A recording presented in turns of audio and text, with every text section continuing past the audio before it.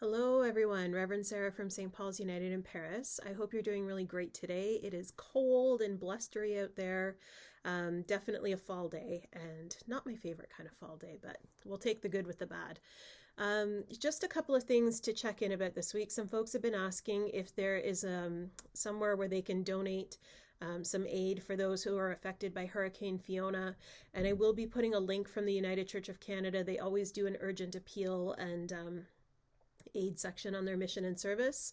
So I will make sure that I put that out there for folks who want to help out and to know where they can go to do that, or to simply make a donation online to send some aid to those places that have been really pretty devastated by this hurricane. So we continue to pray and hold in thoughts and prayers and do what we can from where we are to help out with those who have been affected by this, all up and down the east coast of our country and beyond. So I will have that information available as soon as possible for folks who are asking.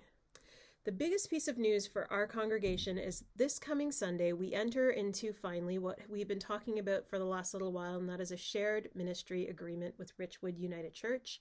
And simply put, that means we are shifting our service times, 9:30 for Richwood United Church and 11 o'clock for St. Paul's this coming Sunday. And I'm going to be leading worship at both places. So at 9:30, I'll go to Richwood. I'll come here for 11 to St. Paul's.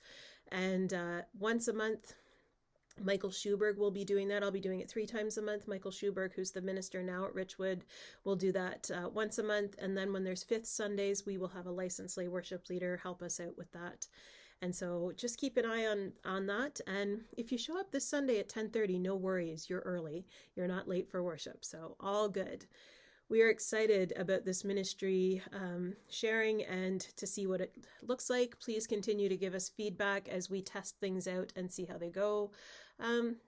There's never a perfect start to anything, so there might be a little bit of bumps along the way. So please don't hesitate to check in with us if you see something that concerns you, but remember to be kind. We're all trying together. We're working together on that. So those are the things happening for here.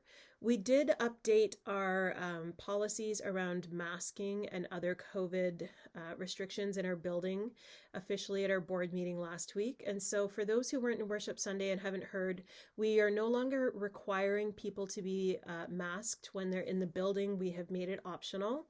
And that includes on Sunday for worship. So if you choose to wear a mask, that's great. If you don't, that's fine. And we just ask that you be kind to one another, whatever people choose to do for those times when they're in our building. We've also updated our communion policy. So over the course of the pandemic, we've been getting folks to bring their own communion.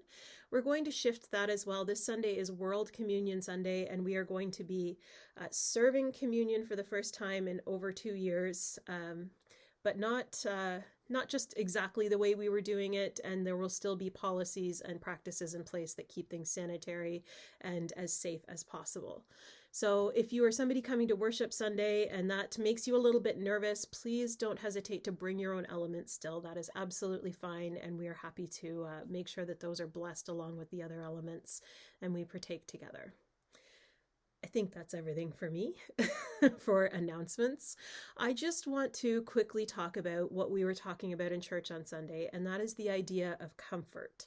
And it stems from the Gospel of Matthew in the part where Jesus says, "Come to me, you who are weary and carrying heavy burdens, and I will give you rest." Too often in our lives, we keep burdens to ourselves. We don't want to give them to other people. We don't want people to have to worry about things. And in the end, that just isn't any good for us. And it actually doesn't end up being any good for the people that we're trying to not overburden with things. So how do we better share the burdens of life around so that we can all feel comfort, so that we can all take comfort? And what does comfort look like for you? Everybody needs something a little bit different. If you're an extrovert, you probably need a lot of people around you to offer comfort to you. If you're an introvert, maybe not so much. Lots of people talk about things that are material when we talk about comfort, slippers, my bed, a hot bath, a mac and cheese, a cake, a pint of ice cream. There's lots of things that some colleagues and I were saying can kind of give us a false sense of comfort, but how do we get true comfort And I believe that that comes from talking to one another, from offering our prayers of things that are weighing heavy on our heart to God. And hopefully, your church space can be the place that is comfort for you. I know that has not always been the case for people. Um, Something that I think has been a bit heavy on me as I've thought about this idea as church being the place where people receive comfort is it hasn't always been the place. We haven't always done our best in the church to be a place of comfort. Sometimes we've been the cause of the discomfort, of the harm, of the, complete disruption of somebody's life. And so I want us to think about that too. Members of the Two-Spirit LGBTQ plus community, by and large, not likely to think of a Christian church as a place where they're welcome, or Indigenous folks, as we're considering Orange Shirt Day and the history and legacy of the Indian residential schools here in Canada. We know a church is not a safe place, not considered a safe place for the majority of the Native community. And so how do we reconcile that? Well, we continue to do the hard work. We continue to be open and growing in our faith in the ways that we offer our communities of faith as outreach. And when we say we are a place where all are welcome, we need to mean it. These are all ways that we can be places where people take comfort and rest and come when they are weary and heavy burdened. So I hope that's not too heavy for the week. It's just to give you some things to think about that we started thinking about on Sunday. And of course, wherever you are this week, my friends, I hope that you're safe. I hope that you're well. And I hope I get to see you soon. We'll talk to you later.